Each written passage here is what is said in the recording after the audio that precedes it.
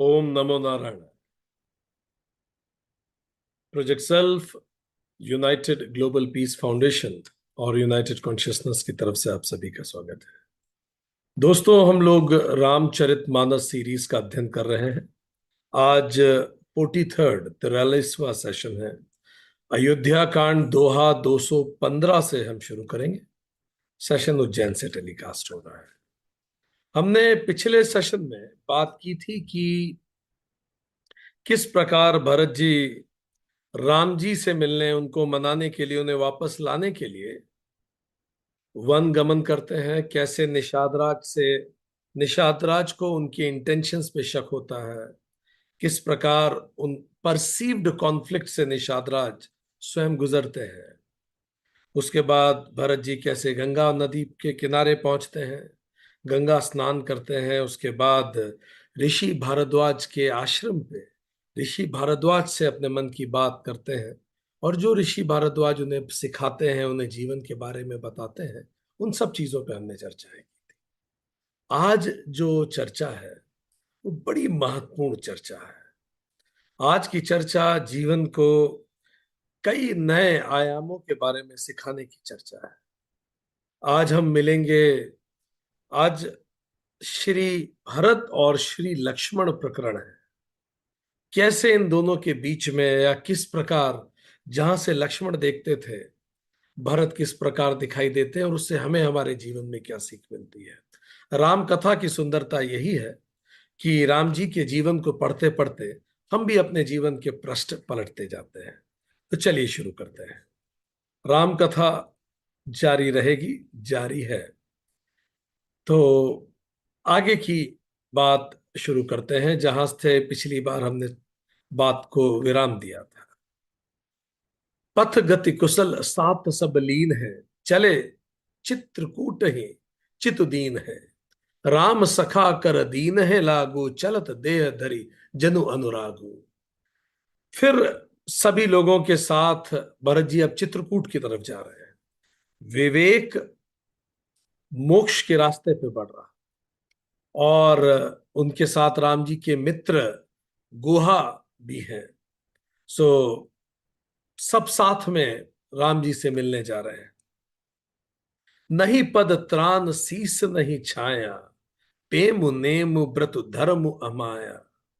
लखन राम सिय पंथ कहानी, पूछत सकहि कहत मृदुबानी। भरत जी के पैर में ना तो जूते हैं, वो नंगे पैर जा रहे हैं, ना उनके सिर पे छाया है। उनका प्रेम नियम व्रत और धर्म निष्कपट है। वे अपने सखा, राम जी के सखा जो निषाद राज है, उनसे रास्ते में बात करते हुए जा रहे हैं। और कुछ रास्ते की बातें पूछते हैं और वो अपनी राम जी की बातें बताते हैं। चर्चा चल रही है। प्रेम नियम व्रत और धर्म निष्कपट होना चाहिए, जैसे भरत जी का है। प्रेम में यदि कपट है तो प्रेम नहीं है वो। नियम मैंने कोई धारण किया है, उसमें कपट नहीं हो सकता, नहीं तो नियम खंडित हो जाएगा। या कोई नियम जो मेरे लिए कुछ और हो और आपके लिए कुछ और हो, तो नियम खंडित हो जाएगा। नियम सबके लिए एक हो, निष्कपट। व्रत अगर हम कोई धारण करें, उसमें भी किसी प्रकार का कपट नहीं। हम दुनिया में किसी से भी झूठ बोल सकते हैं, अपनी अंतरात्मा और परमात्मा से नहीं। धर्म निष्कपट होता है। तो प्रेम नियम व्रत और धर्म निष्कपट होने चाहिए। और सद्मार्ग पर चलते रहने के लिए महापुरुषों के जीवन का अध्ययन करना जरूरी है। ये जितने भी आप फोर्ब्स बिलियनियर्स की लिस्ट देखते हैं, इन लोगों में से, या आपको जितने आसपास कई ऐसे महान लोग भी दिखते होंगे, अगर आप इनके जीवन को पढ़ेंगे तो इन लोगों ने बहुत सारी बायोग्राफीज पढ़ी हैं। आई स्ट्रांगली रिकमेंड आप स्वयं भी बायोग्राफीज पढ़ना शुरू करें। अपने बच्चों को भी प्रेरित कीजिए कि बायोग्राफी पढ़ें। महापुरुषों के जब जीवन के चरित्र का अध्ययन करते हैं तो हम अपने रास्ते पे और डिटर्मिनेशन से आगे बढ़ पाते हैं कि उन्होंने चुनौतियों का सामना कैसे किया। It is very important. तो रास्ते भरो राम जी की चर्चा करते जा रहे हैं, और राम जी की चर्चा करते हुए आगे बढ़ रहे हैं, आगे बढ़ते हैं। राम बास थल बिपट बिलोके, उर अनुराग रहत नहीं रोके।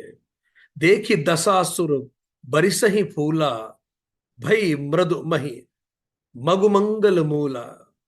अब वो हर जगह जहां जहां राम जी रुके थे, भरत जी प्रणाम कर रहे हैं। भरत जी के इस प्रणाम और इस प्रेम को देखकर देवता फूल बरसा रहे हैं, पृथ्वी कोमल हो गई है, मार्ग मंगलमय बन गया है। हम पहले भी कह चुके हैं, चाहे बरसे जेठ अंगारे या पतझड़ हर फूल उतारे, अगर हवा में प्रेम घुला है, हर मौसम सुख का मौसम है। विपरीत से विपरीत परिस्थितियों में भी यदि आपसी प्रेम जागृत है तो सब चीजें डील की जा सकती। तो भरत जी का मन में प्रेम है, इसीलिए पृथ्वी भी कोमल हो गई, सबसे विपरीत परिस्थितियां सरल हो गई। याद कीजिए, जीवन में जब आपसी में रिश्तों में प्रेम होता था तो विपरीत परिस्थितियां भी सरल लगती थी, और जब रिश्तों में प्रेम की कमी होती है तो सामान्य परिस्थितियां भी विपरीत हो जाती हैं। आगे बढ़ते हैं। विवेक का मार्ग मंगल का मूल होता ही है। जब भी हम विवेक के रास्ते पे चलते हैं, मंगल ही होना है। विवेक का मतलब चूजिंग राइट ओवर गुड। हर स्थिति में when we choose what is right over what is good, मंगल होना ही है। तो भरत जी का तो मार्ग मंगल का मूल बन ही गया है। सही का चुनाव करें, अच्छा लगता है उसकी तुलना में। किए जाही छाया जलद सुखत बड़ई बर्बाद, तस मगु भयउ न राम, कह जस सा भा भरत ही जात। बादल छाया कर रहे हैं भरत जी, बड़ी सुंदर हवा बह रही है। भरत जी के जाते समय मार्ग जैसा सुखदायक हुआ है, वैसा तो राम जी के समय भी नहीं हुआ था। यह दिखाता है भरत जी के प्रेम की पराकाष्ठा। जब मन में प्रेम होता है तो तितिक्षा स्वाभाविक रूप से आ जाती, कोई शिकायत नहीं होती। संघर्ष पथ के हर चीज को हम स्वीकार करते हैं स्वतः। कठिन से कठिन मार्ग सुंदर महसूस होने लगता है। तो भरत जी के जाते समय तो रास्ता इतना सुंदर हो गया स्वतः ही, मौसम इतना अच्छा हो गया जैसा राम जी के समय तक नहीं था, क्योंकि भरत जी के मन में प्रेम की पराकाष्ठा है। राम जी कर्तव्य को शिरोधार्य करके जा रहे थे, पर भरत जी प्रेम को शिरोधार्य करके जा रहे हैं। दोनों के रास्ते का उद्देश्यों में भी अंतर है। आगे बढ़। जड़ चेतन मग जीव घनेरे, जे चितय प्रभु जिन्ह प्रभु हेरे, ते सब भय परम पद जोगु, भरत दर्श मेटा भव रोगु। रास्ते में जितने जड़ और चेतन जीव थे, उनमें से जिनको प्रभु राम ने देखा या जिन्होंने प्रभु राम जी को देखा, दोनों परम पद के अधिकारी हो गए। किंतु अब भरत जी के दर्शन से तो उनके जन्म मरण के रोग ही मिट गए। राम जी के दर्शन से वो परम पद के अधिकारी हुए थे, पर भरत जी के दर्शन से तो मानो उन्हें परम पद प्राप्त हो गया। कितनी सुंदर बात उन्होंने कही। जड़ हो या चेतन हो, जो भी जड़ और चेतन में राम को देखे वो परम पद का अधिकारी होता है।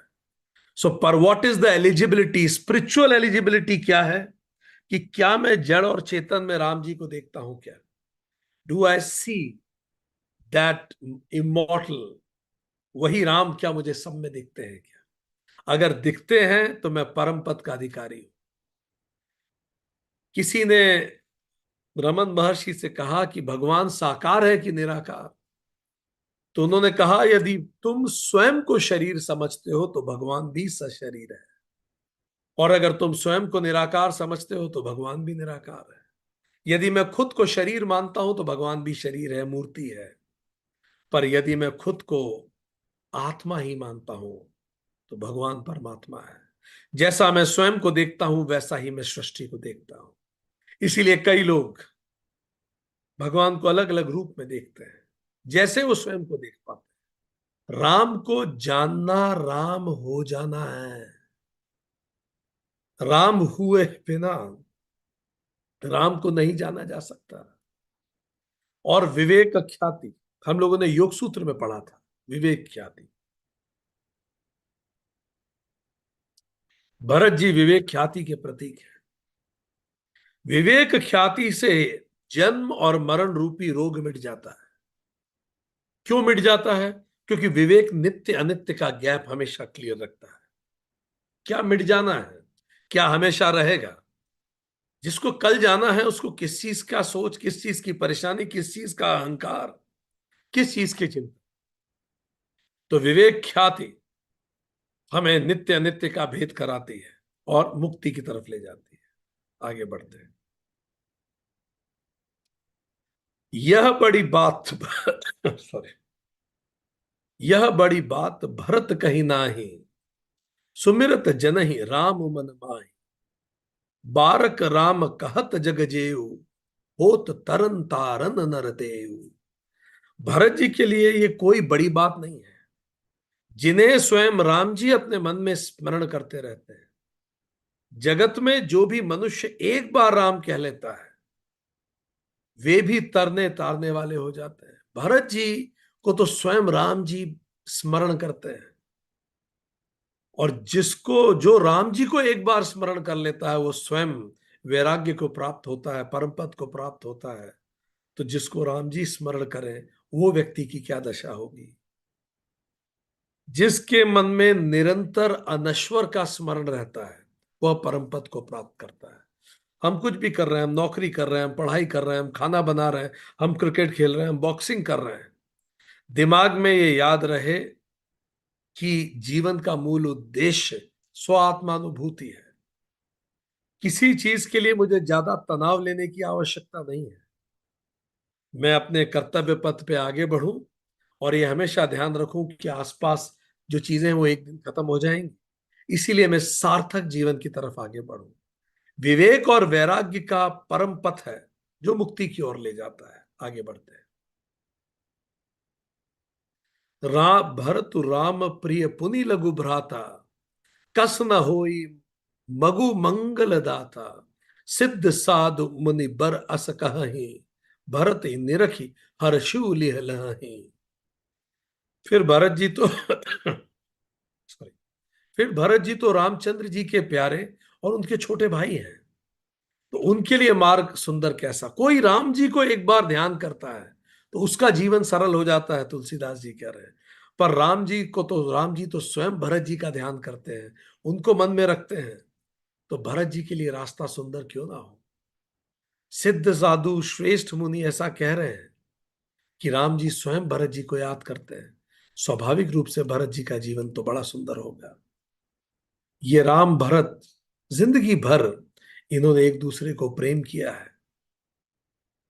इस प्रेम को देखकर हमें भी ये विचार करना चाहिए कि बचपन की, चाइल्डहुड की एल्बम हम निकालें और सोचें कि अगर बचपन में जितने रिश्ते जैसे थे अगर आज वैसे स्मूथ नहीं है तो हमें आज क्या करना चाहिए कि रिश्ते वैसे ही स्मूथ बने जैसे राम भरत के हैं। क्योंकि हमारे बच्चे भी तो इसी तरह के जीवन से फिर गुजरेंगे।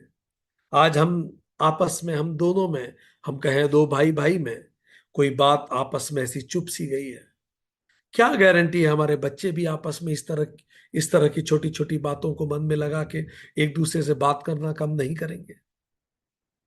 माता पिता तभी प्रसन्न होते हैं जब हमें प्रसन्न देखते हैं साथ में। इसीलिए जीवन छोटा है, अहंकार को त्याग करें, सही और गलत के ऊपर जाएं। हो सकता है किसी ने कुछ गलत भी किया हो, चलिए क्षमा करते हैं। शब्दों के परे जाएं, हो सकता है किसी ने कुछ ऐसा कहा भी हो जो मन को चुभा हो, उसके ऊपर जाएं। आइडियोलॉजीज के परे जाएं, हो सकता है विचार नहीं मिलते हो, मत नहीं मिलते हो, पर मन को मिलाए रखें। उन लोगों की भी, जो भी हमारे भाई बहन हैं, उनकी अपनी असुरक्षाएं हैं। Let's just love them and forgive them for whatever they have done. Ram ji का पाठ, उनका उनका चरित्र हमें ये सिखाता है। अगर आज हम रामचरितमानस से ये सीख के अपने रिश्तों को मजबूत कर सके तो ये कथा हमारे अंदर फलित हो जाएगी। आगे बढ़ते हैं। देखी प्रभाव सुरेश ही सोच, जगु भल भले ही पोच कहूं पोचू। गुर सन कहेहु करई प्रभु सोई, राम ही भरत ही भेंट न होई। अब इतना प्रेम राम जी के मन में भरत जी के प्रति, भरत जी के मन में राम जी के प्रति, इससे इंद्र फिर परेशान हो गए कि इतनी बड़ी योजना बना के रखी थी कैकई जी के मुंह से ये सब बुलवा दिया, सब कुछ करा दिया, सारी गोटियां बिल्कुल जम चुकी हैं, चेस रेडी है। अब ऐसा ना हो ये भरत मनाने पहुंच जाएं और राम जी मान ही जाएं इनके प्रेम को देख, क्योंकि इनके प्रेम को देख के तो जंगल ही इतना प्रसन्न हो रहा है। प्रयागराज ने कह दिया कि तुम स्वयं तीर्थ हो, भरद्वाज ने कह दिया कि धर्म की धुरी हो तुम, वशिष्ठ जी ने भी साधु साधु कह दिया। सब लोग राम भरत जी को इतना सम्मान कर रहे हैं। भरत जी जैसा भाई कोई दूसरा नहीं है। जमीन उनके लिए कोमल हो गई है, मौसम बदल गया है, ऐसा मौसम तो राम जी के समय तक नहीं था। अब इतना सब कुछ हो गया तो इंद्र फिर घबरा गए कि कहीं ऐसा ना हो कि वो मान ही जाए, ये मनाने पहुंचे और भगवान राम मान के आ जाए तो सब गलत हो जाएगा। फिर वो अपने गुरु बृहस्पति जी के पास पहुंचे कि कुछ अब ऐसा कर दीजिए कि मिल ही ना पाए। इंद्र वही है जो इंद्रियों पर क्षणिक नियंत्रण कर लेता है, पर मन अभी भी उसके नियंत्रण में नहीं है। इंद्रियों के परे मन है। इसीलिए इंद्र एक पद है, इंद्र एक पद है। और सॉरी, इंद्र एक पद है, और ये जो पद है ये बदलता रहता है। मृत्यु के बाद जो बहुत जागृत जीवात्माएं हैं वो स्वर्ग में इंद्र पद को प्राप्त हो सकती है। फिर उसके बाद उन्हें फिर से जन्म लेना पड़ता है धरती पर। आज भी हमारे आसपास कई इंद्र रहे होंगे जो जन्म लिए हुए हैं हमारे आसपास। सो इंद्र वो है जो अपने इंद्रियों पर तो नियंत्रण कर पाता है, पर अगर मन और बुद्धि पूर्ण नियंत्रण में नहीं है, इसीलिए उसके मन में डर होता है, घबराहट होती है। और इंद्र इसीलिए घबरा भी रहे हैं। आगे बात कर, तो उन्होंने गुरु जी को कहा कि भाई ये आप कुछ रास्ता कीजिए कि इन लोगों में आपस में मुलाकात ही ना हो। अब देखते हैं क्या कहते हैं वो गुरु जी। राम संकोची प्रेम बस भरत समेप पयोधि, बनी बात बेगरन चहत करई जतनु छल सोधि। उन्होंने कहा, इंद्र जी ने अपने गुरु को, देखिए राम जी संकोची हैं, भरत जी के प्रेम में वश में, और भरत जी को तो प्रेम का समुद्र है। ऐसा ना हो बनी बनी बात बिगड़ जाए, कुछ छल कर दीजिए फिर से, जैसे कैकेयी के समय किया था, जैसे हम पहले भी छल करते आए हैं। कुछ छल करें ताकि ये कथा ना डिस्टर्ब हो जाए। बचन सुनत सुर गुरु मुस्काने, सहस नयन बिनु लोचन जाने, माया पति सेवक सन माया करई त उलटी, परई सुर राया। कितनी सुंदर बात गुरु जी ने कही। इंद्र की बात सुनते ही गुरु जी मुस्कुराने लगे, देवगुरु बृहस्पति। उन्होंने कहा, हजार आंखों देख, आंखों वाले इंद्र को भी नेत्र रहित है, वो नहीं देख पा रहा है। उन्होंने कहा, हे देवराज, माया के स्वामी रामचंद्र जी के सेवक के साथ यदि कोई माया करता है तो उसी के ऊपर माया वापस आ जाती है। ये उन्होंने कैकेयी के समय नहीं कहा था, पर भरत जी के समय उन्होंने कहा कि अगर रामचंद्र जी के सेवक के प्रति कोई माया करता है तो माया वापस उसी के ऊपर आती है। और हजार आंखों के बाद भी तुम्हें दिख नहीं रहा है कि भरत जी पे कोई माया नहीं चल सकती, उन्हें माया से नियंत्रित नहीं, सरस्वती तक उनकी बुद्धि को नहीं बिगाड़ सकती। तब कछ कीन्ह राम रुख जाने, अब कुचाल करी हो ही हानि, सुन सुरेश रघुनाथ स्वभाव, निज अपराध रिसाहिन काव।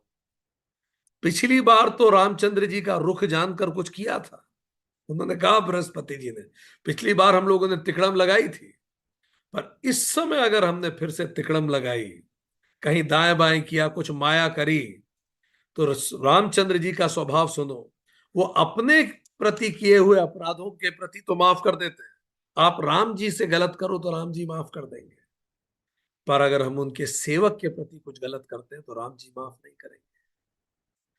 गुरु जी ने बड़ी महत्वपूर्ण बातें यहां सिखाई हैं। पहला, चर्म चक्षु भौतिकता दिखाते हैं, ज्ञान चक्षु आध्यात्मिकता। इन आंखों से जो देखते हैं वो भौतिकता ही है, ज्ञान की आंख ही वास्तविकता दिखाती है। दृष्टि भौतिकता दिखाती है, अंतर्दृष्टि चाहिए आध्यात्मिकता देखने के लिए। इसलिए हम मंदिर में जाके आंखें बंद करके दृष्टि को बंद करते हैं, अंतर्दृष्टि से भगवान को देखते हैं। रामचंद्र जी के सेवक के साथ कोई माया करता है तो माया उल्टी उस पे आई। इंद्र जैसे हजार नेत्रों वाले भी विवेकहीन कहे गए। केवल डिग्रियां, पद या बाहरी ज्ञान पर्याप्त नहीं होता कि आपने एक परीक्षा निकाल लिया, आपको एक पद मिल गया। नहीं, हजार आंखों वाला व्यक्ति भी अंधा है अगर वो सत्य को नहीं देख सकता। केवल डिग्रियों से नहीं बल्कि सही निर्णय और नैतिकता से सही नेतृत्व बनता है। सच्चा ज्ञान वही है जो सही और गलत को भेद कर सके और हमें धर्म के मार्ग पे बनाए रखे। यदि हम किसी भी पद पे हो जीवन में, हम भले और धर्मपरायण लोगों के साथ धोखा करते हैं, उनको चोट पहुंचाते हैं, तो लॉ ऑफ कर्मा अंत में वही धोखा और हानि हम तक आएगी। जो राम जी के रास्ते पे हैं, अगर आप उनको धोखा देते हैं, उनके साथ गलत व्यवहार रखते हैं, उनके प्रति मैलिस रखते हैं, तो वो घूम के आपके पास आएगी। हम जैसा व्यवहार दूसरों के साथ करते हैं वैसे ही लौट कर हमें मिलता है। हम व्यापार में भी अगर कोई झूठा वादा करें, आज हो सकता कुछ ग्राहक खरीद लें, फिर धीरे धीरे लंबे समय में हमारा बिजनेस टूट जाएगा। चाहे हम किसी भी पद पर हो, एक और सीख मिलती है, भले हम इंद्र ही क्यों ना हो, देवताओं के राजा, गुरु के मार्गदर्शन की आवश्यकता जरूर होती है। सोचिए अगर इस समय इंद्र गुरु के पास नहीं जाते और दखल देने की कोशिश करते तो कितना मुश्किल उन्हें उठानी पड़ती। गुरु बृहस्पति ने उन्हें सही चीज बताई। और जब भी हम अज्ञान और अहंकार का सामना करें तो क्रोध नहीं अपितु धैर्य से करें। इंद्र, बृहस्पति गुरु क्रोधित नहीं हुए। इंद्र की मूर्खतापूर्ण बात पर वो नाराज नहीं हुए। इंद्र की बात अज्ञान से भरी थी, अहंकार से भी भरी थी, पर वो क्रोधित नहीं हुए। हमें जीवन में विवेक, विनम्रता, सत्य और धैर्य को अपनाना चाहिए। तो गुरु जी ने आगे कहा कि राम जी अपने प्रति गलतियों को तो माफ कर देते हैं। जो अपराध भगत कर करही, राम रोष पावक सो जरही। लोकहु वेद विदित इतिहासा, यह महिमा जानहि दुर्वासा। पर जो भी कोई भक्त का अपराध करता है, भक्त के साथ बुरा करता है, वो राम जी की क्रोध अग्नि में जल जाता है। सब जानते हैं इस बात को, पूरा लोक जानता है, वेदों में इस बात का पता है, और दुर्वासा जी भी जानते हैं।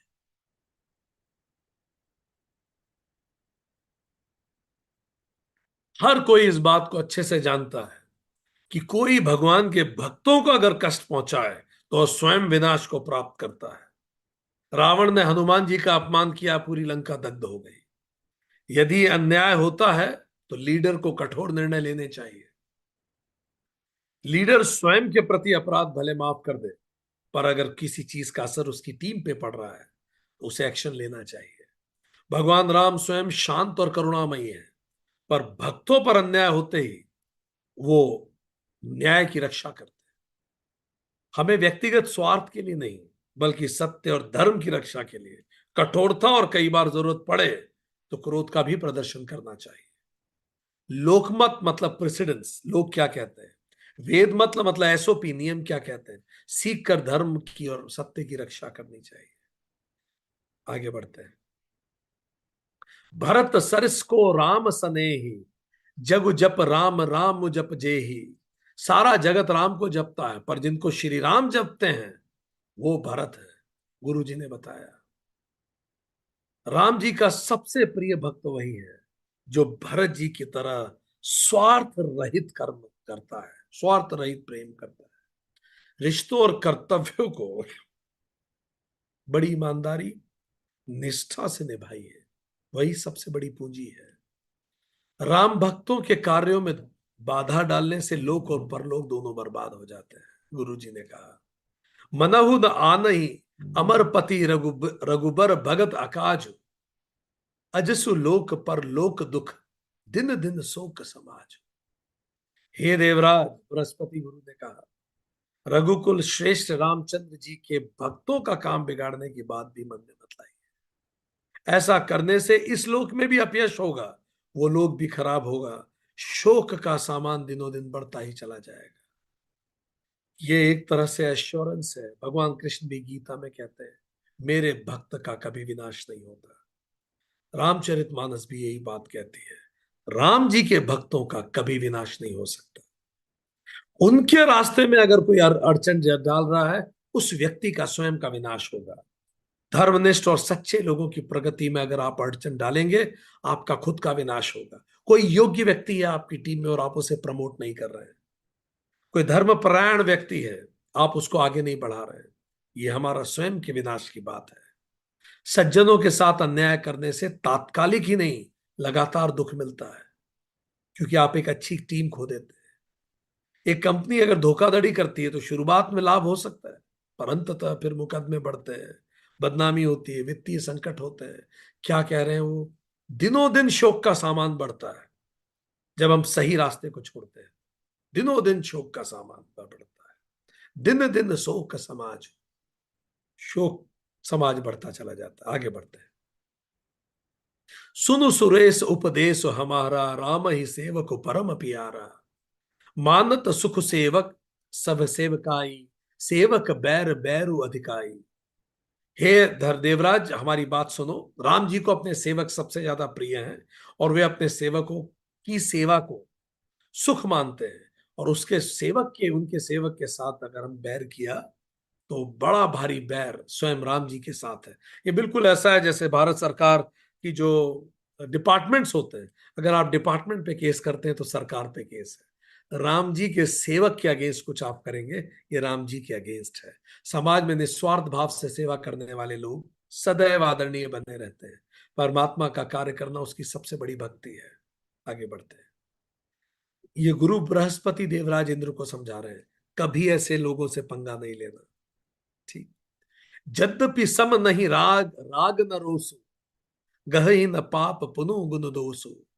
कर्म प्रधान विश्व करी राखा, जो जस करई सो तस फलु चाखा। कितनी सुंदर बात है ये। भगवान कैसे हैं, गुरु बृहस्पति बता रहे हैं। यद्यपि सम नहीं रोग न रोसु, वो सम है।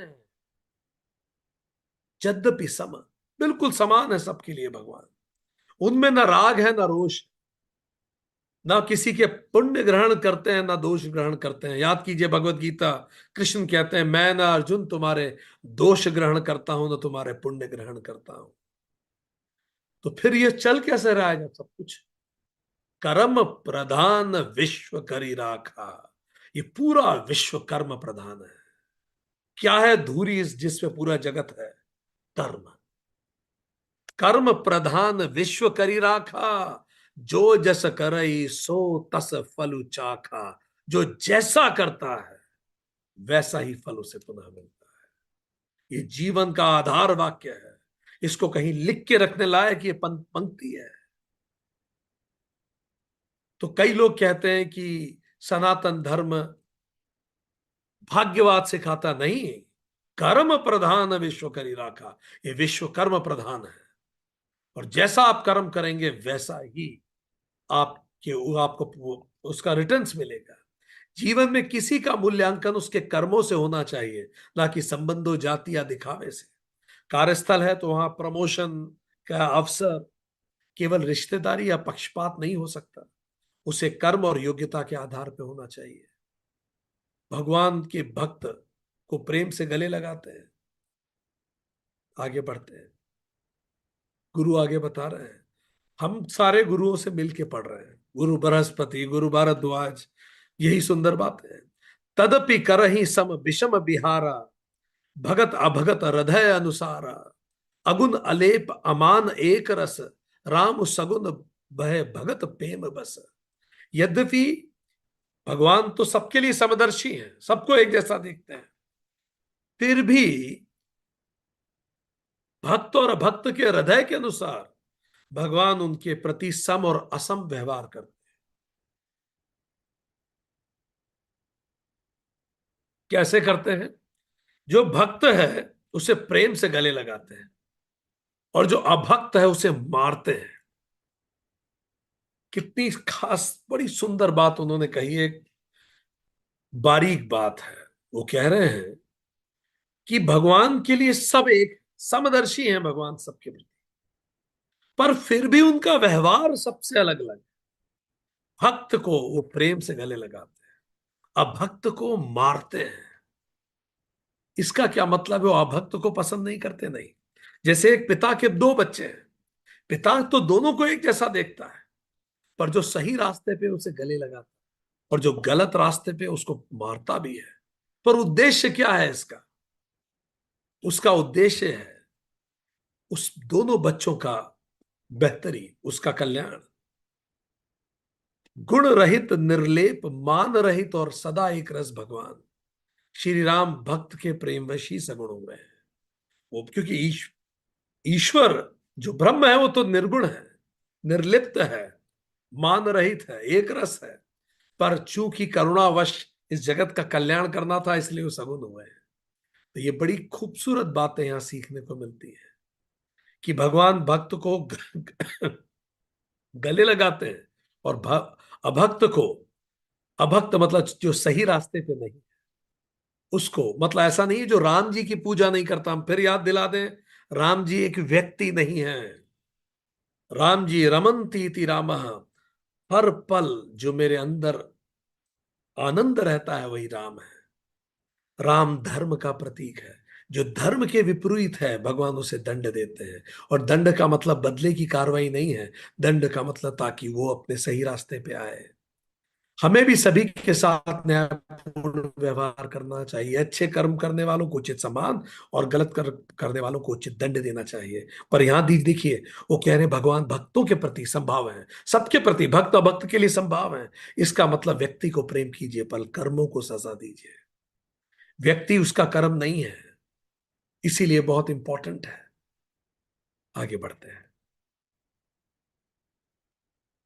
राम भगत पर हित निरत, पर दुख दुसी दुखी दयाल, भगत शिरोमणि भगत ते, जनी डर पहु सुरपाल। हे इंद्र, रामचंद्र जी के भक्त सदा दूसरों के हित में लगे रहते हैं। वे दूसरों के दुख से दुखी और दयालु होते हैं।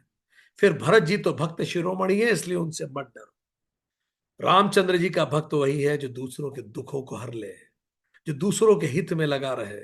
तो तुम चिंता मत करो, भरत जी तो शिरोमणि है, तुम्हारा हित नहीं होगा।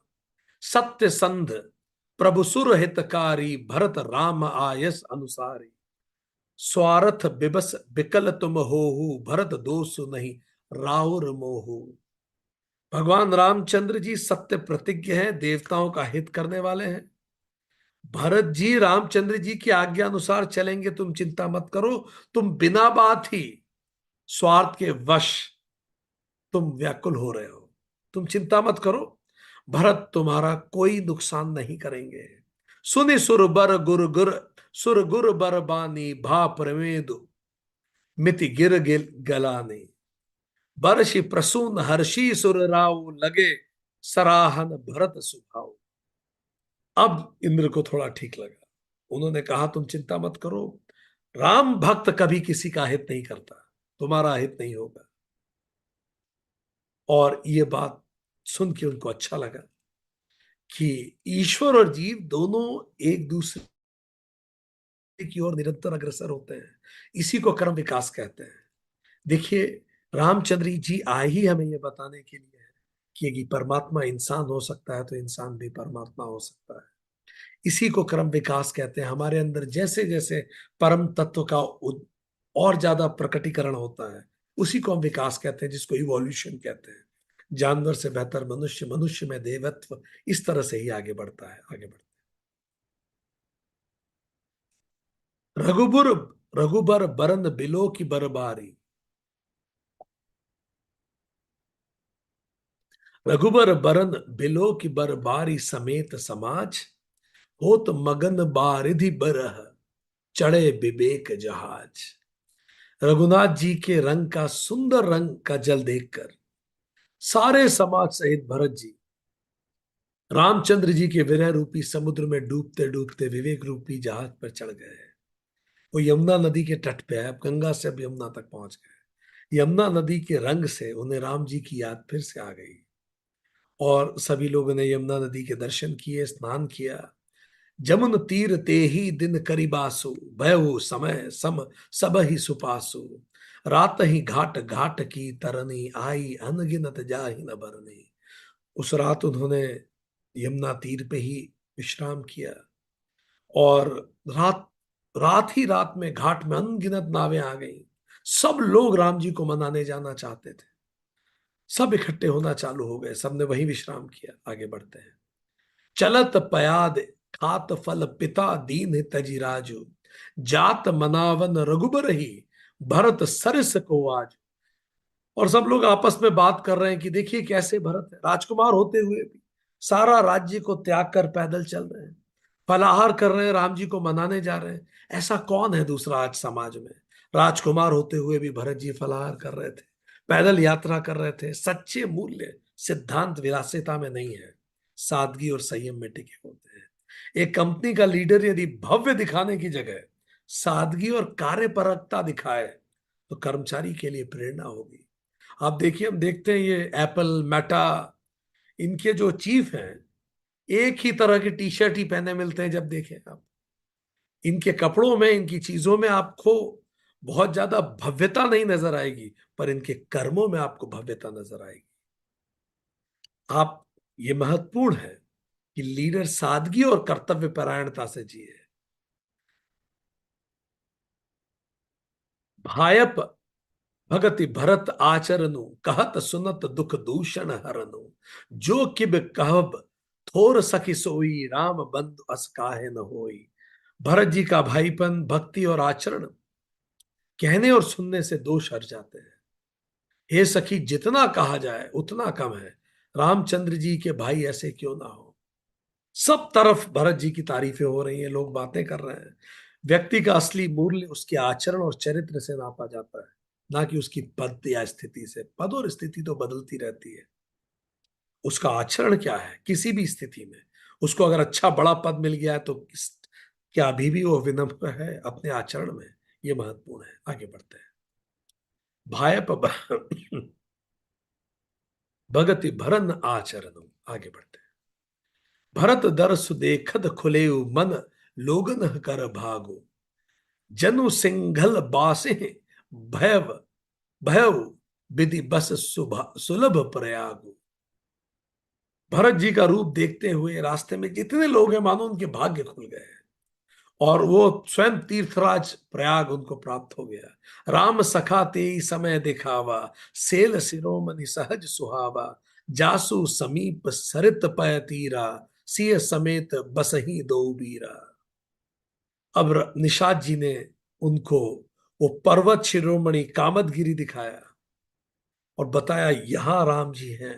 और वो दिखने लगा वो शिखर चित्रकूट पे जो है, जहां पयस्वनी नदी के किनारे सीताराम सहित लक्ष्मण जी वहीं निवास करते हैं। पहली बार भरत जी ने वो दृश्य देखा। आगे बढ़ते हैं। भरत प्रेम ते ही समय, जस तस कहीं सकई न शेषु। कबहि अगम जिमि ब्रह्म सुख, अह मम मलिन जनेश। भरत जी का उस समय जैसा प्रेम था उसे तो शेष जी भी नहीं कह सकते।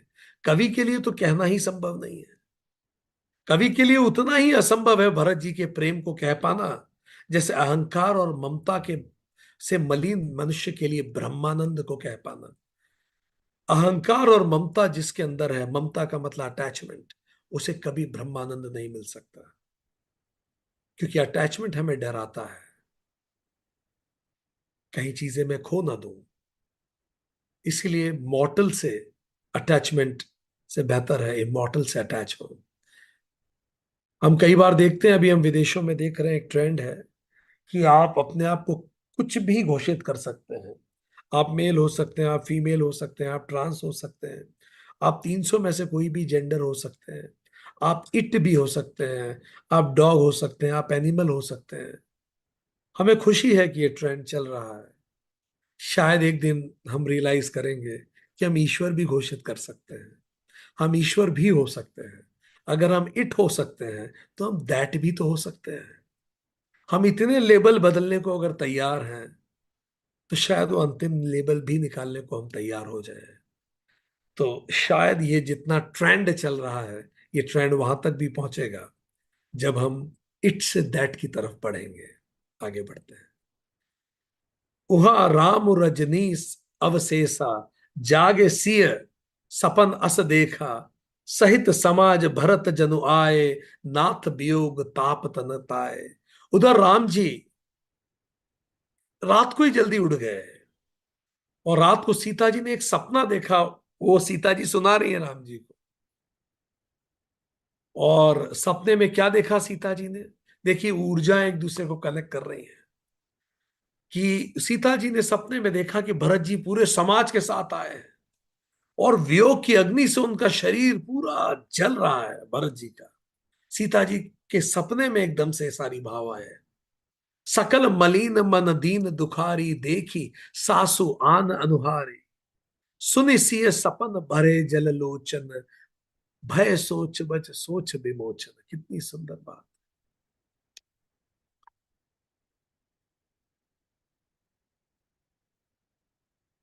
सीता जी ने कहा कि सब लोगों का मन बड़ा उदास है, दीन और दुखी है, मैंने देखा। सासुएं भी आ रही हैं, और उनकी सूरत देखी, बिल्कुल चेहरे मुरझाए हुए हैं। सीता जी के सपने को देख के रामचंद्र जी की आंखों में आंसू आ गए। और कितनी प्यारी बात कही है, भय सोच बच सोच विमोचन।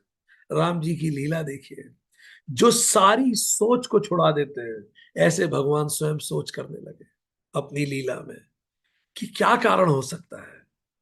हमारे सपने कभी झूठ नहीं बोलते हैं। मन झूठ बोलता है, इंसान झूठ बोलता है, सपने हमेशा सच बोलते हैं।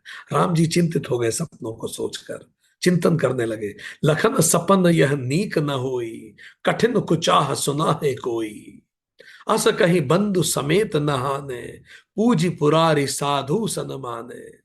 राम जी ने कहा, लक्ष्मण ये अच्छा सिग्नल नहीं है, कोई बहुत बुरी खबर हम तक पहुंचने वाली है। यह कहकर उन्होंने थोड़ा जल्दी स्नान किया, महादेव की पूजा की, साधुओं का सम्मान किया। पर उनके मन में था कि ये अच्छा सपना नहीं है। It is telling something. सनमानि सुर मुनि बंदी बैठ उतर, दिसि देखत भय, नग भूरी खग मृग भूरी भाग, बिकल प्रभु आश्रम गए। तुलसी उठे अवलोकि कारनु, कहा चित सची सचकित रहे, सब समाचार की रात को नहीं, आई ते ही अवसर कहे। देवताओं का सम्मान और मुनियों की वंदना करके राम जी बैठ गए, और उत्तर की तरफ देखने लगे जहां अयोध्या थी। आकाश में धूल छा रही थी, पेड़ पक्षी व्याकुल होकर भाग रहे थे, मानो सब प्रभु के आश्रम ही आ रहे हो। तुलसीदास जी कहते हैं, रामचंद्र जी ये देखकर सोचने लगे क्या कारण है। वो चिंता युक्त हो गए। इतने में भील और कोल भील सारे वहां आ गए दौड़ के आश्रम में, और सारी कथाएं लेके आए। क्या बता रहे हैं अब सब लोग आके। रामचंद्र जी भी विचलित हैं, सीता जी ने भी सपना देखा, सब जल्दी उड़ गए। जो लोग आए हैं, भील लोग आए हैं, वो जंगल के जो आदिवासी हैं वो आए हैं, और वो बताते हैं, सुनत सुमंगल बैन मन प्रमोद, तन पुलक भर, सरद सुरौर नैन तुलसी भरे स्नेह जल। तुलसीदास जी कहते हैं, सुंदर सुंदर मंगल वचन को सुनते हुए रामचंद्र जी के मन में बड़ा आनंद आया जब उन्हें पता पड़ा भरत आ रहे हैं। राम जी को बहुत खुशी हुई, पूरा शरीर उनका पुलकित हो गया। और शरद ऋतु के कमल के समान जो उनके कमल नयन है, वो प्रेम के आंसुओं से भर गए। रामचंद्र जी को जैसे ही खबर मिली भरत आ रहे हैं, फिर भीलों ने बताया पूरी चतुरंगी सेना भी आ रही है साथ। बहुरी सोच बच भे सियर वनु, कारण कवन भरत आगवनु, एक आई अस कहा बिहोरी, सेन संग चतुरंग न थोरी। रामचंद्र जी को अजीब लगा, मुझसे मिलने आ रहे हैं तो पूरी सेना लाने का क्या कारण है। जब पता लगा कि सेना आ रही है, सो सुनी राम ही भा अति सोचू, इत पितु बच इत बंधु संकोचू, भरत स्वभाव समुझी मन माही, प्रभु चित हित थिति पावत नाही। ये सुनकर रामचंद्र जी थोड़ा सोच में पहुंचे कि इतनी बड़ी सेना क्यों ला रहे हैं। पिता का वचन, उधर भाई भरत का संकोच, पर थोड़ा गहरे से उन्होंने विचार किया, भरत के चरित्र पे विचार किया रामचंद्र जी ने, तो उन्होंने पाया कि चिंता का कोई विषय नहीं है। देखिए रामचंद्र जी के मन में भी ये विचार आया था कि किस कारण इतनी बड़ी I am sorry, Ramchandra ji के मन में भी विचार आया था कि किस कारण इतनी बड़ी सेना लेके आ रहे हैं भरत। बट जब उन्होंने और गहरा चिंतन किया तो स्थिति स्पष्ट हुई। ये रामचंद्र जी और लक्ष्मण जी में अंतर है। रामचंद्र जी कोई भी विचार आता है उसको गहराई से विचार करते हैं। भरत जी का पूरा जीवन चरित्र उन्होंने देखा और उन्होंने रियलाइज किया चिंता का कोई विषय नहीं है, सेना का आने का कोई और कारण होगा। समाधान तब भा यह जाने, भरत कहे महु साधु सयाने, लखन लखे प्रभु हृदय खबारू, कहत समय सम नीति विचार। अब उन्हें पूरा समाधान हो गया जब उन्होंने विचार किया। भरत तो साधु है, सयाने है, मेरी बात आज तक नहीं टाली उन्होंने।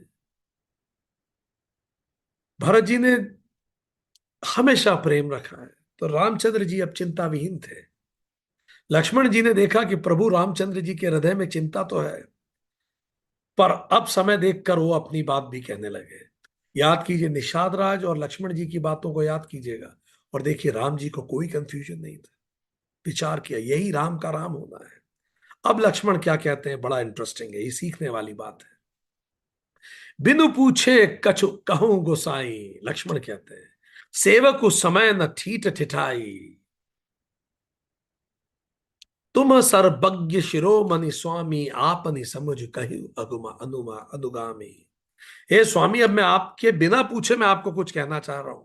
मुझे विश्वास है आप इस ढिठाई को माफ करेंगे। आप सर्वज्ञों में शिरोमणि हैं, आप तो सब जानते हैं, पर मैं आपसे एक बात कहना चाहता हूं। लक्ष्मण अपनी तरफ से अब राय दे रहे हैं। राय भी क्या दे रहे हैं जरा सुनिए।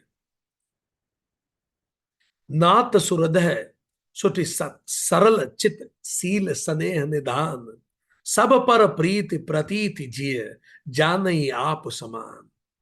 ये सारा गौर से सुनिएगा और हम आपसे पूछेंगे इसके बाद आपने क्या सीखा इस पूरे कॉन्वर्सेशन से। अब लक्ष्मण जो कह रहे हैं गौर से सीखिए। It is one of the most important lesson of whole Ramayan.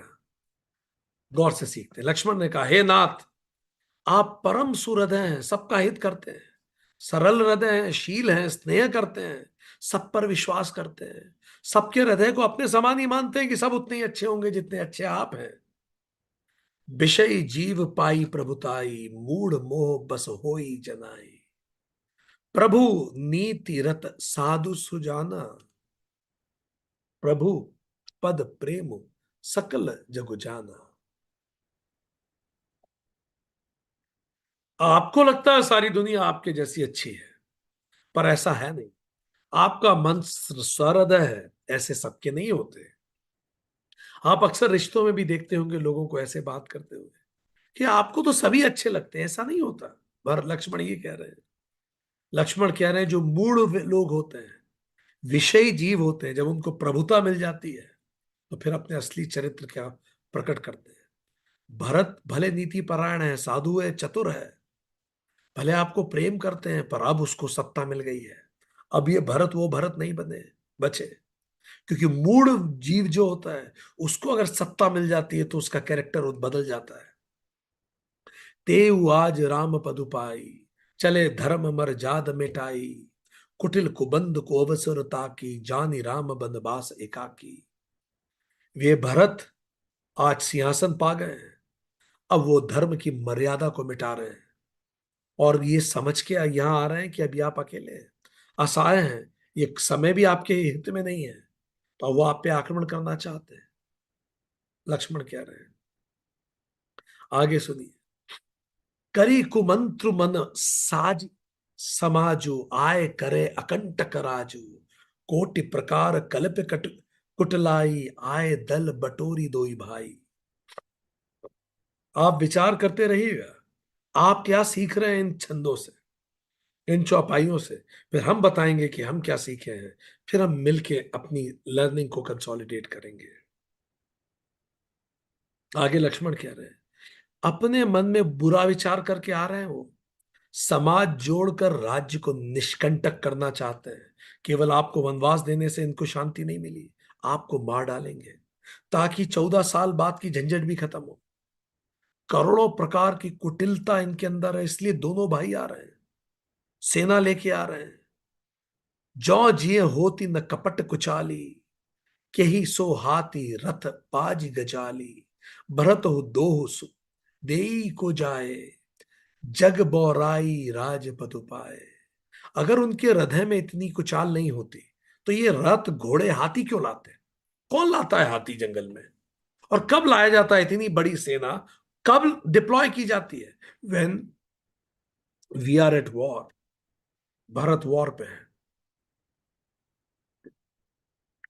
पर भरत का भी इसमें दोष नहीं है। लक्ष्मण ने कहा, राजपद पाने के बाद दिमाग खराब हो जाता है। भरत का भी दिमाग खराब हो गया है। फिर उन्होंने कहा, शीस गुर तिय गामी, निधुष चढ़े भूमि सुरजान। लोक बेद ते विमुख भा, अधम न बेन समान। चंद्रमा गुरु पत्नी गामी हुआ। राजा नहुष ने ब्राह्मणों की पालकी पे चढ़े। अपन इस कहानी को पढ़ चुके हैं। राजा वेन के समान कोई नीच तो होगा ही नहीं, और लोक और वेद दोनों से जो विमुख हो गया। इनकी कहानियां हम बाद में पढ़ेंगे। उन्होंने कई कहानियां बताई। नेक्स्ट सेशन में वील गो फॉर दो स्टोरीज ऑल्सो। उन्होंने कई कहानियां बताई कि कैसे चंद्रमा गुरु पत्नी गामी हो गया। राजा नहुष ब्राह्मणों, ऐसी पालकी पे सवार हुआ जो ब्राह्मणों से उठवाई उसने। राजा वेन ने नीच काम किए। तो लोगों का दिमाग भ्रष्ट हो जाता है। सहस बाहु सुरनाथ त्रिशंकु, के ही न राज मद दीहन कुर कलंकु। भरत कीन यह उचित उपाऊ, रिपु रिन रंच न राखब काऊ। शास्त्र बाहु अर्जुन, देवराज इंद्र त्रिशंकु। किसको राजमद ने कलंक नहीं दिया? त्रिशंकु की कहानी अपन पढ़ चुके हैं, देवराज इंद्र की कहानी अपन पढ़ चुके हैं। भरत ने भी यही किया। उन्होंने कहा, याद कीजिए देवराज इंद्र ने अहिल्या जी के साथ क्या किया था। तो सबने कलंक पाया है। राजपद पाकर इसको भी कलंक मिल गया है। इसका भी दिमाग खराब हो चुका है। शत्रु और ऋण को कभी कम नहीं आंकना चाहिए। शत्रु और ऋण वो बचाना ही नहीं चाहिए, खत्म करो खटाखट। यही राजनीति। ऋण को जीरो लाओ, शत्रु को जीरो पे लाओ। भारत अब अपने शत्रु को खत्म करने आया है।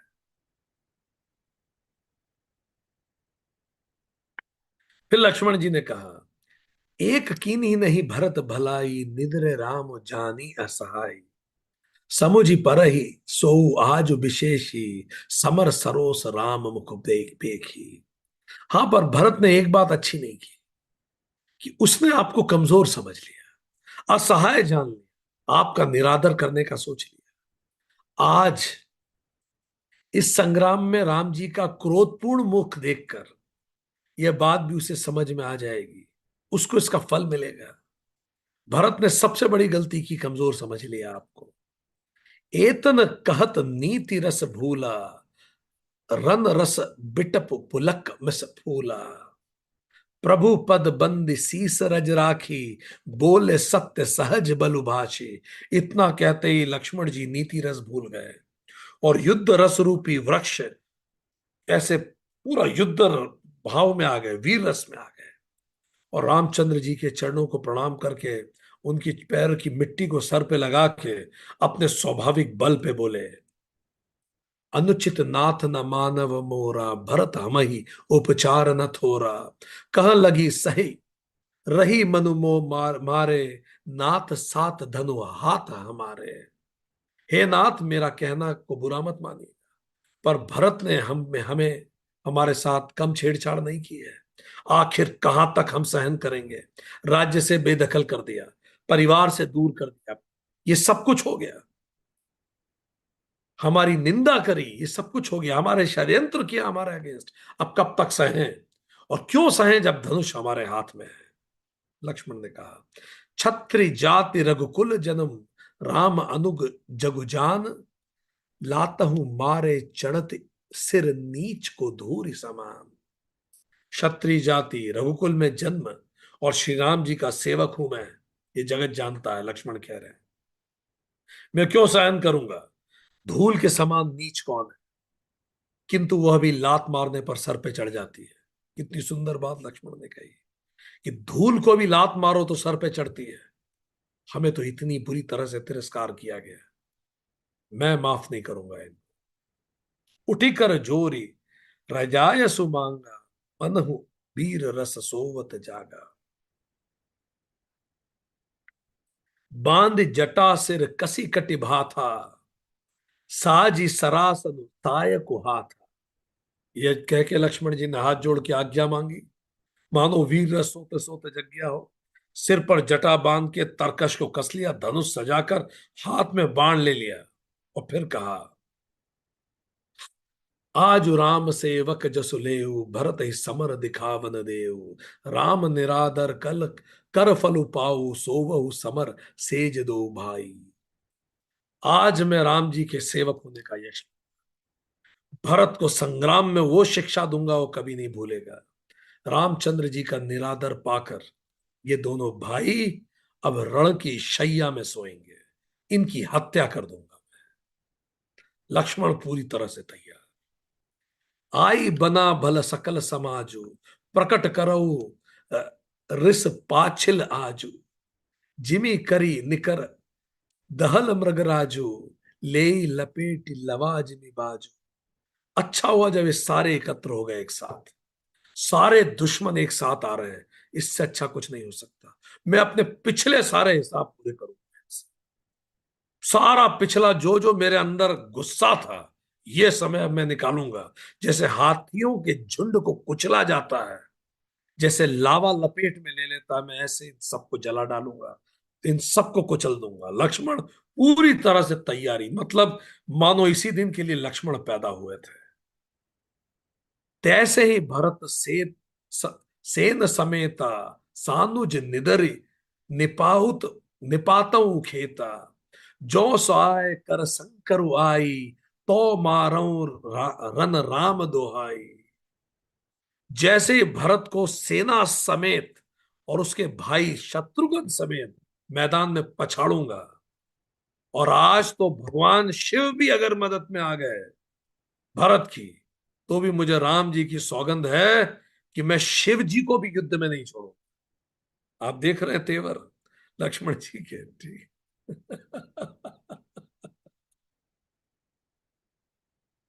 आपको निषाद राज भी याद आ रहे हैं।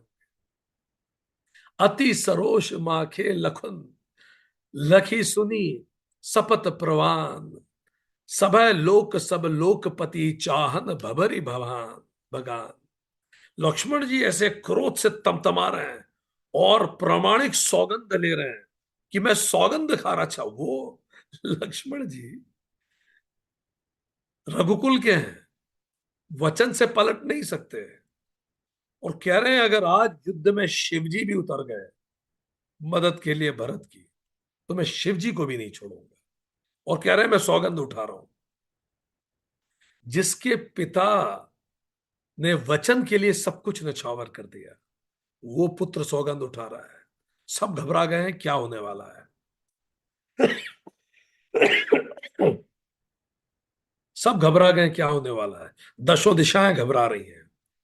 भगु भय मगन गगन भय बानी, लखन बाहु बलु विपल बखानी। तात प्रताप प्रभाव तुम्हारा, को कही सकई को जान निहारा। सारा जगत भय में डूब गया है। तब अचानक आकाशवाणी, अब सृष्टि को ही इंटरवीन करना पड़ा कि बस। अचानक देवताओं ने आकाशवाणी की ऊपर से, हे लक्ष्मण, तुम्हारे प्रभाव को कौन कह सकता है या जान ही सकता है। उचित अनुचित काज किछ हो, समुझ करई भल कह सबुत को। सहसा करी पाछे पछताही, कहीं बेद बुध ते बेद ते बुध नाही। कितनी सुंदर आकाशवाणी, सारे देवता ऊपर से कह उठे, कोई भी काम हो तो पहले उसका उचित अनुचित को अच्छे से सोच लीजिए, फिर काम कीजिए। वेद और विद्वान दोनों कहते हैं, बिना विचारे जल्दी में किसी काम को करने वाले पीछे पछताते हैं वो बुद्धिमान नहीं होते। सहसा करी पाछे पछताई, काई बेद बुध ते बुध नाई। हम में से कितने लोगों के साथ ऐसा हुआ है, कुछ कहने और करने के बाद में हम पछताए हैं। सो कह रहे हैं आकाशवाणी हो रही है, ये सोच समझ के निर्णय लो। अब याद कीजिए निषाद राज के केस में एक बुजुर्ग को इंटरवीन करना पड़ा था, लक्ष्मण के केस में आकाशवाणी हुई और रोका उन्हें। चलिए अब इसका एनालिसिस करते हैं। ये टिपिकल केस है, हम सबके अंदर एक लक्ष्मण बैठा है और बाहर अलग अलग नाम से भरत पाए जाते हैं। मनोविज्ञान इसको कैसे देखता है जरा विचार करें। इसको स्टीरियोटाइप कहते हैं मैनेजमेंट की भाषा में। क्या होता है, आपकी स्क्रीन पे आ रहा है, अब स्क्रीन पे आप देखेंगे। स्टीरियोटाइप क्या होता है? A generalized believe an assumption about a group of people often oversimplified and rigid। जैसे आपने सुना है कि नहीं है, वुमेन आर बैड ड्राइवर्स, महिलाएं अच्छा ड्राइव नहीं करती। ये एक स्टीरियोटाइप है। ठीक, कई जगह हमने देखा है कि कोई व्यक्ति इररेस्पॉन्सिबल ड्राइव कर रहा हो तो जिस व्यक्ति के साथ हम बैठे होते हैं वो भी कहता है कोई महिला ड्राइव कर रही होगी। ठीक, सो इट्स ए स्टीरियोटाइप। ये फैक्ट है, ऐसा नहीं है। ठीक, तो इसको स्टीरियोटाइप कहते हैं कि हम एक अजम्पशन ले लेते हैं। जिस ग्रुप से व्यक्ति आता है, पहले अजम्पशन आता है दिमाग में, फिर क्या होता है, फिर पूर्वाग्रह उसके पीछे पीछे आता है, अजम्पशन के पीछे पीछे। इसको कहते हैं प्रिजुडिस। ए नेगेटिव एटीट्यूड हमारा डेवलप होता है उस व्यक्ति के प्रति, फिर फीलिंग टूवर्ड्स अ पर्सन और ग्रुप ऑफ पर्सन जिसके प्रति, फिर एटीट्यूड नेगेटिव हो जाता है कि नहीं ये लोग ऐसे ही है, तो फिर हमारा उनके प्रति मन में एटीट्यूड भी नेगेटिव आने लगता है।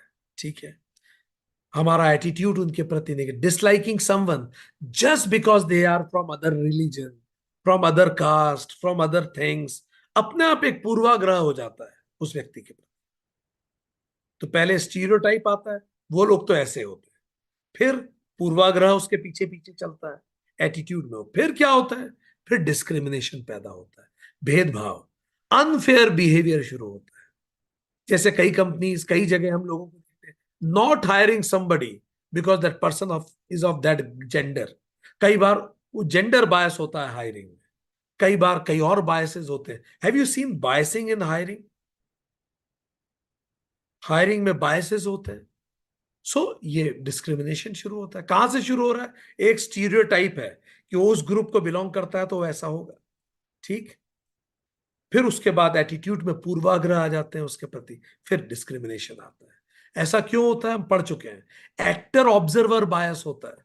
मैं खुद को तो इवेल्युएट करता हूं अपने सिचुएशन से, पर दूसरों को उसके एक्शंस पे इवेल्युएट करता हूं, इसीलिए ऐसा होता है। इससे क्या पैदा होते हैं और इससे क्या जुड़ा होता है? Confirmation bias. हर व्यक्ति के दिमाग में एक ओपिनियन होती है, उस ओपिनियन को जोड़ने के लिए वो, जैसे मैंने किसी के बारे में एक ओपिनियन बना ली, अब जो मैंने ओपिनियन बना ली उस व्यक्ति के बारे में, अब मैं एविडेंसेस ढूंढता हूं जो उस ओपिनियन को और मजबूत करें। देखो मैंने तो पहले ही कहा था व्यक्ति ऐसे, देखो तो मैंने पहले ही कहा था believing left handed people are more creative, so you only notice creative left handers. ठीक, और फिर आपका वो देखो लेफ्ट हैंडेड लोग बहुत क्रिएटिव होते हैं। So tendency to search for and interpret and recall an information the way it confirms one pre existing beliefs. मेरे जो बिलीव्स हैं मैं उनको सशक्त करने के पॉइंट्स ढूंढता हूं चारों तरफ, इसको कंफर्मेशन बायस कहते हैं। ठीक, मैंने एक बिलीव बना लिया, भाई उस जाति के लोग तो ऐसे होते हैं, उस धर्म के लोग तो ऐसे होते हैं, उस देश के लोग तो ऐसे होते हैं, और एक व्यक्ति ने भी वो कर दिया वहां, तो मैं तुरंत कहूंगा देखो मैंने तो कहा था, कंफर्मेशन बायस। ठीक, अब ये सब कैसे होता है? स्टीरियोटाइप कॉग्निटिव है, बिलीफ है, प्रिजुडिस इमोशन है, एटीट्यूड में आ गया है, डिस्क्रिमिनेशन फिर बिहेवियर में आ जाता है। तो पहले बिलीव, फिर फीलिंग, फिर एक्शन, इस तरह से होता है बिहेवियर में। चलिए अब देखते हैं यहां कैसे हो रहा है रामचरितमानस में। लक्ष्मण का स्टीरियोटाइप क्या है? लक्ष्मण ये मानता है कैकेयी का बेटा है, जैसा मां जैसी मां वैसा बेटा, इसी की मर्जी से मां ने मांगा होगा ये। तो पहला स्टीरियोटाइप क्या हो गया? ये कैकेयी का बेटा है, ये ठीक हो ही नहीं सकता। इससे क्या हुआ? अब इससे जुड़ा हुआ क्या, ग्रुप एट्रीब्यूट एरर कहते हैं मनोविज्ञान में इसे। पूरे समूह की धारणा पे किसी एक को थोप देना कि भाई देखो यार ऐसा है। सत्ता का लोभी होता है, राजपाट का लोभ किसको नहीं होता? ठीक है, भाई भाइयों में तो ये चलता रहा है सत्ता के लिए लड़ाई, तो यहां भी ऐसे ही हो रहा है। कंफर्मेशन बायस, पहले से ही कंफर्म कर लिया, उसने सोच रखा है कि ये जो भरत है कैकई का बेटा है, और कैकई ने इसकी इच्छा से ही मांगा होगा सब कुछ। तो क्या कह रहे हैं, अब सेना, एक कंफर्मेशन आ गया कि हाँ देखो, बुरा आदमी है, सेना लेके आ रहा है। ठीक है, हर चीज उस तरह से देखा जा रहा है। क्या कह रहे हैं कि भाई राम जी के साथ अन्याय हुआ है, हमें बदला लेना है, ये सेना लेके आ गया है, इसको अब ताकत मिल गई है तो इसका दिमाग खराब हो गया है। हर चीज, हर पॉइंट हम उसी एंगल से देखते हैं। कभी आपके साथ हुआ है क्या कि आपने किसी चीज को एक पर्टिकुलर एंगल से देखा हो और आप डिस्कशन में उतरे हो और आखिरी में आपने बहुत सॉरी फील किया हो कि हाँ एक दूसरा एंगल था जो आप देख ही नहीं पाए? Did it happen with you? कि जब दिमाग एक तरफ से बायस्ड होता है तो फिर वही वही पॉइंट नजर आने चालू होते हैं। इसको कंफर्मेशन बायस कहते हैं। तो वही वही पॉइंट जो आप क्या सोच है उसको ही सशक्त हम करते रहते हैं। इससे सेलेक्टिव परसेप्शन बनता है। सेलेक्टिव परसेप्शन क्या होता है? वही देखना जो आपकी धारणा को पुष्ट करे। इतने सारे क्लूज हैं, पर आप उन्हीं क्लूज को उठाएंगे जो क्लूज आपकी धारणा को पुष्ट करते हैं। सेना, हाथी, रथ देखे, पर भरत की भक्ति नहीं देखी। ये नहीं देखा कि वो नंगे पैर आ रहे हैं। ये नहीं देखा कि भरत ने जीवन भर इतना प्रेम किया राम जी। वो पॉइंट पे भी सोचने को ही तैयार नहीं है। सेलेक्टिव परसेप्शन, केवल जिस व्यक्ति को हम पसंद नहीं करते उसकी उसी चीज पर ज्यादा विचार करते हैं, जो चीज हमारे उस विचार को पुष्ट करती है कि वो व्यक्ति सही नहीं है। कई कंपनीज में ऐसा होता है, जिस सबऑर्डिनेट को बॉस पसंद नहीं करता उसकी गलतियों को ज्यादा आकलन आकलन करता है। फिर एक्टर ऑब्जर्वर बायस होता है, हमने बता दिया ये पहले से ही। ठीक, कि भाई मैं, अपने को तो क्या मान रहे हैं वो, ठीक, कि भाई मैं तो राम भक्त हूं, हम तो राम भक्ति से युद्ध कर रहे हैं। वो कौन है? भरत कपटी है, स्वार्थी है। भरत ने ये बात बिल्कुल अच्छी नहीं की कि राम जी को असहाय मान लिया। ऐसे कैसे मान लिया, निरादर कैसे कर दिया? खुद ही सोचे जा रहे हैं, खुद ही बोले जा रहे हैं। क्यों? क्योंकि दूसरों के हम एक्शंस देख रहे हैं और खुद के इंटेंशंस देख रहे हैं। खुद को क्या सोच रहे हैं, देखो हम तो राम भक्त हैं, हम तो राम के लिए लड़ रहे हैं। ठीक, समाज में ऐसा होता है, हम तो राम के लिए लड़ रहे हैं, वो सब खराब है। फंडामेंटल एट्रीब्यूशन एरर होता है, दूसरे की व्यक्ति गलती को उसका व्यक्तित्व बना देना। उसने एक गलती की, वो सिगरेट की दुकान पे दिख गया आपको, भले उसका दोस्त गया हो वॉशरूम और सिगरेट उसके हाथ में दे गया हो, वो सिगरेट लेके ही खड़ा है, बस वो देख लिया आपने। उसके बाद अब आप सोचना शुरू कर दीजिए उसके बारे में, उसका एक एट्रीब्यूट से उसके पूरे कैरेक्टर को डिफाइन कर डाल दीजिए। भरत कपटी है, लालची है, और करोड़ों प्रकार की कुटिलताएं भर के लाए हैं भाई। एट्रीब्यूशन एरर, उनका कैरेक्टर ही ऐसा है। तो इसको एट्रीब्यूशन एरर। फिर होस्टाइल एट्रीब्यूशन बायस का मतलब दूसरे के कार्य को शत्रुता से जोड़ के देखना, कि कुछ ना कुछ गलत मेरे अगेंस्ट सोच ही रहे होंगे। जब मैं किसी को पसंद नहीं करता, मेरा स्टीरियोटाइप हो गया है, कंफर्मेशन बायस है मुझ में, तो मैं हमेशा ऐसे ही देखूं। सेना लाने का एकमात्र कारण हो सकता है अटैक करना, और कोई कारण हो ही नहीं सकता। मैं सोच ही नहीं पा रहा हूं कि वो राज्याभिषेक करने के लिए सेना लाए होंगे, उन तोपों, ये हाथियों की सलामी देना चाहते होंगे। नहीं देख पा रहा हूं मैं। इससे क्या हुआ? पूर्वाग्रह हुआ। पूर्वाग्रह कैसा हुआ? प्रिजुडिस हुआ, नकारात्मक दृष्टिकोण हुआ, कि भरत षड्यंत्रकारी हैं, सत्ता को हथियाने आए हैं, निष्कंटक राज्य करना चाहते हैं, केवल राजपथ से संतुष्ट नहीं है, वो जीरो करना चाहते हैं शत्रुओं को। भरत आज मर्यादाओं को मिटा रहे हैं, सिंहासन पा लिया है, कुटिल छोटे भाई ने यह अवसर देख के क्या वनवास में अकेले अटैक किया है। ये हो गया प्रेजुडिस। इसको हॉर्न इफेक्ट कहते हैं साइकोलॉजी में। एक नकारात्मक संदेह देखकर पूरा आकलन कर देना। एक नकारात्मक संदेह क्या है, संकेत क्या है? सेना आ रही है, इसका मतलब भरत बुरा है, कपटी है, कुचाल कर रहा है, इसीलिए ये हो रहा है। हॉर्न। एक होता है हेलो इफेक्ट। हेलो इफेक्ट मतलब एक अच्छी चीज देखो किसी में और उसका पूरे व्यक्तित्व को अच्छा मान लो। जैसे कोई बहुत अच्छा सिंगर है, तो हम, सिंगर वो अच्छा है, पर देन वी फील वो व्यक्ति अच्छा है, दोनों बातें अलग है। इसको हेलो इफेक्ट। एक पॉजिटिव ट्रेड देखा, उसी के आधार पर पूरे व्यक्तित्व का आकलन करते हैं। हॉर्न इफेक्ट क्या है? एक नेगेटिव ट्रेड देख लो आप किसी में, कि भाई वो इस तरह से बोलता है, उसका व्यक्तित्व ऐसा, हॉर्न इफेक्ट इसको कहते हैं। तो भरत एक नकारात्मक, आप सोचते जाइए क्या मैंने कभी ऐसा किया है, क्या मेरे साथ कभी ऐसा होता है, एक नेगेटिव किसी में चीज देखता हूं तो क्या मैं उसके बारे में जजमेंटल तो नहीं होने लगती। प्रोजेक्शन बायस्ड, अपनी भावनाएं और इरादे कई बार हम दूसरों पे थोप देते हैं। भरत लक्ष्मण जी शुरू से लड़ना चाहते थे, वो तो जब एक घोषणा हो रही थी कि राम जी को वनवास मिला है तभी युद्ध करना चाहते थे। अब तो उन्हें मौका मिल गया, कहने की बात है पर अंदर से तो ये बहुत ही खुश हैं वो, अब लड़ेंगे। वो कह नहीं रहे हैं, सारे पुरानी बातें निकालूंगा। तो अपने इरादे दूसरों पे थोपना, ठीक। तो भरत जी, लक्ष्मण जी का लड़ने का बहुत मन था, और अब वो सेना भी लेके आ रहे हैं तो उनके मन की बात हो रही है। इसको कहते हैं प्रोजेक्शन बायस।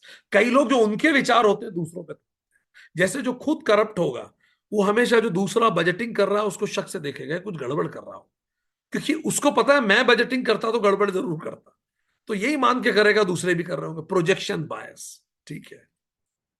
नेगेटिविटी बायस भी होती है, जो नकारात्मक जानकारी है उसको प्राथमिकता देना, सकारात्मक पे ध्यान नहीं देना, इसको नेगेटिविटी बायस कहते हैं, ठीक। भरत का उद्देश्य नकारात्मक मान लिया गया।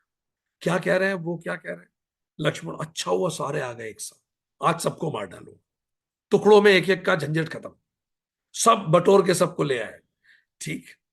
सबको आज मार डालूंगा, पिछला सारा क्रोध प्रकट करूंगा, लावे की चपाट चपेट में ले लूंगा, हाथियों जैसे कुचल देता है ऐसे कुचल दूंगा।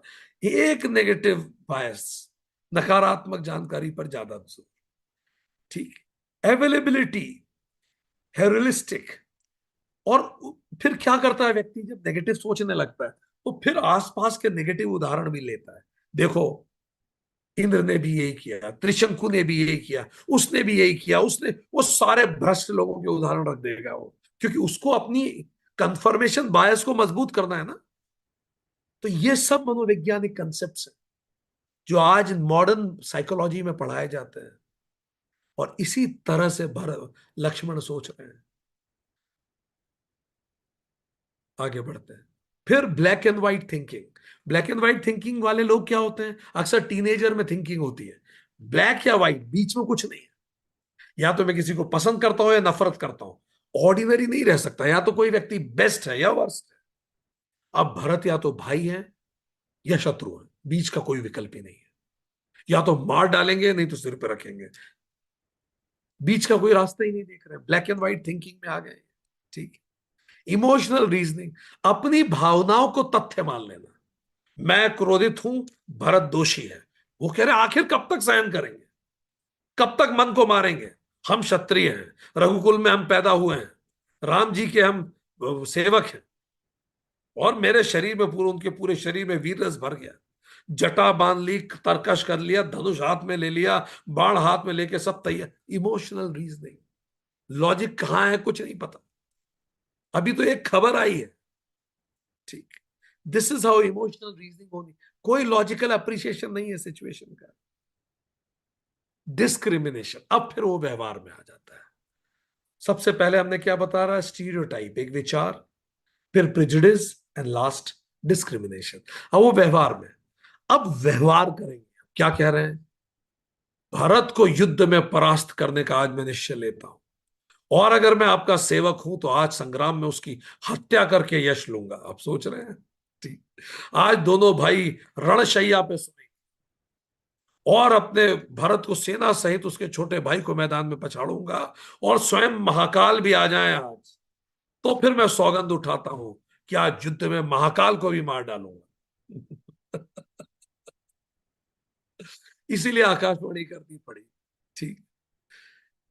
जगु भय मगन, गगन भय बानी, लखन बाहुबल विपुल बखानी, तात प्रताप प्रभाव तुम्हारा, को कई सकई, को जान निहारा।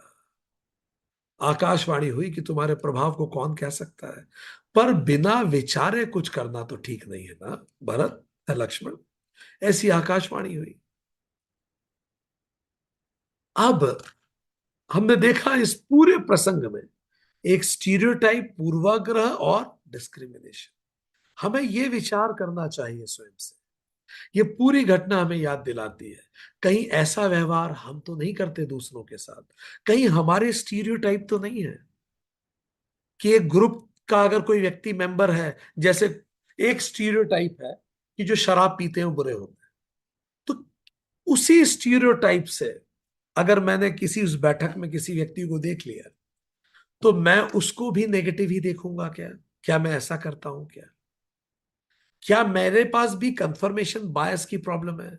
एक धारणा मेरी बनी हुई है कि ये जो आध्यात्मिक चीजें हैं, या कई किसी व्यक्ति के प्रति मैंने धारणा बना ली, और फिर मैं चुक चुक कर उस धारणा को मजबूत करने वाले पॉइंट्स उठा उठा के उसको धारणा को मजबूत कर रहा हूं।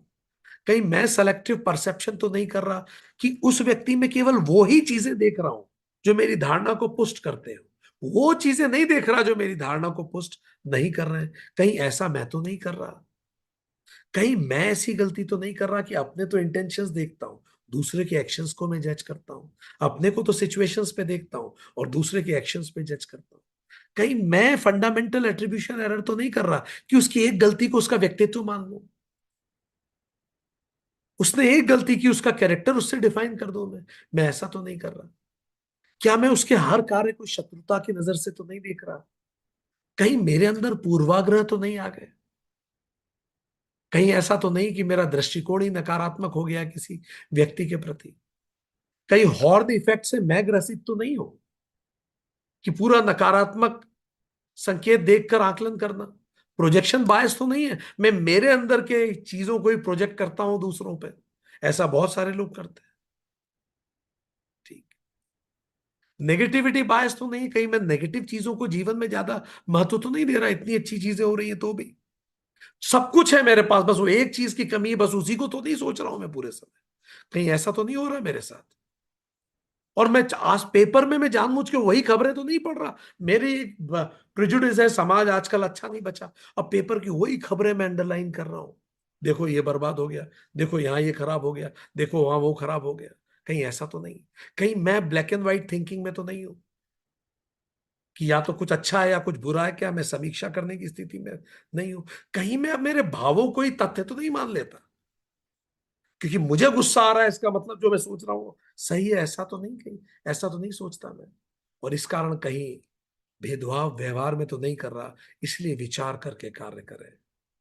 कितनी सुंदर सीख भरत लक्ष्मण प्रसंग से मिलती है कि कैसे अपने व्यवहार को इन सभी प्रिजुडिस से ऊपर लेके आए, डिस्क्रिमिनेशन से ऊपर लेके आए, स्टीरियोटाइपिंग से ऊपर लेके आए, ताकि एक सुंदर जीवन हम बना सकें। आज के लिए इतना ही।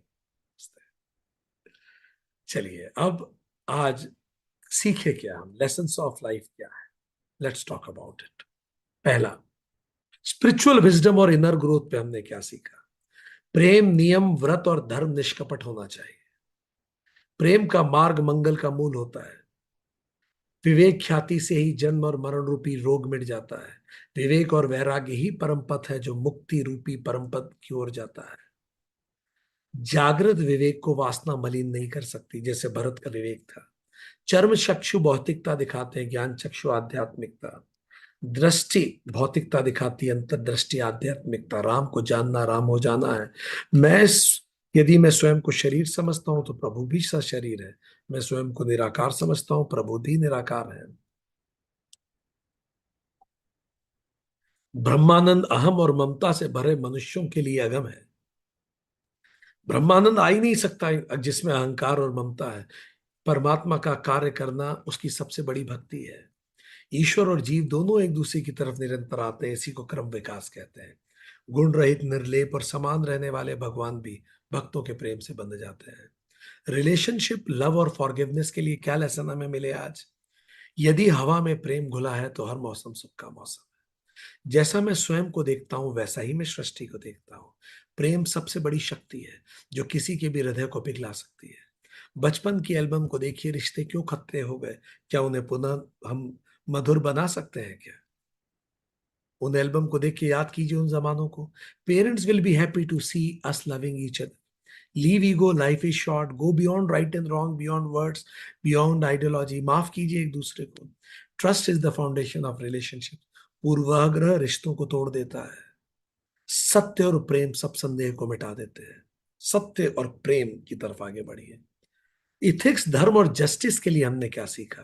जो भी जड़ या चेतन में श्री राम को देखता है वही परम पद का अधिकारी होता है।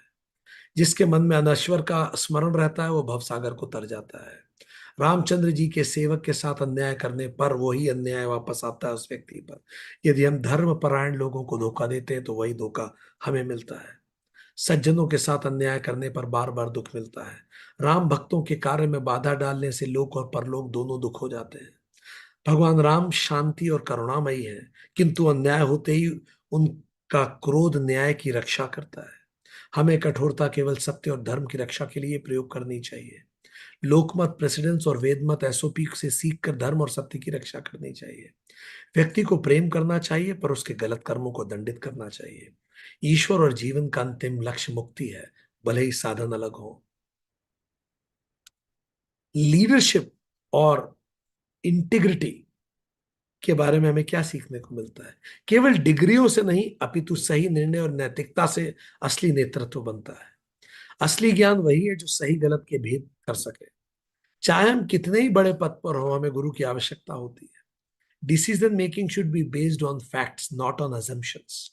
Avoiding stereotyping in leadership. Differentiating between loyalty and aggression. कई लोग क्या करते हैं, सबके सामने बड़ा एग्रेसिव होकर हमारा पक्ष लेते हैं। हाँ, ऐसा नहीं होता। आप कंफ्यूज मत कीजिए उन चीजों को कि कोई एग्रेसिव होके मेरा पक्ष ले रहा मतलब वो सही कह रहा है, ऐसा नहीं है। Objective thinking over emotional bias. Character reveals in crisis.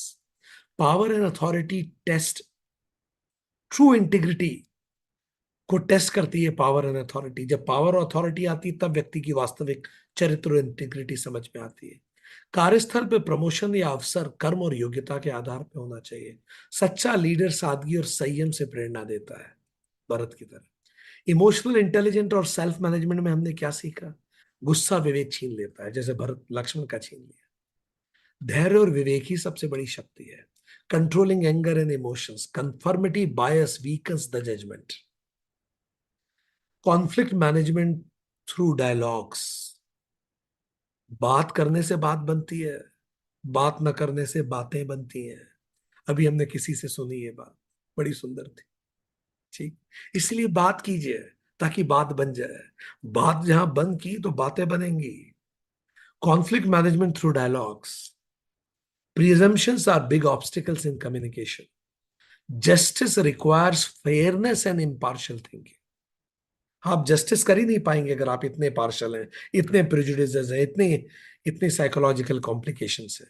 Service and contribution के बारे में हमने सीखा। समाज में निस्वार्थ सेवा करने वाले सदैव आदर के पात्र होते हैं।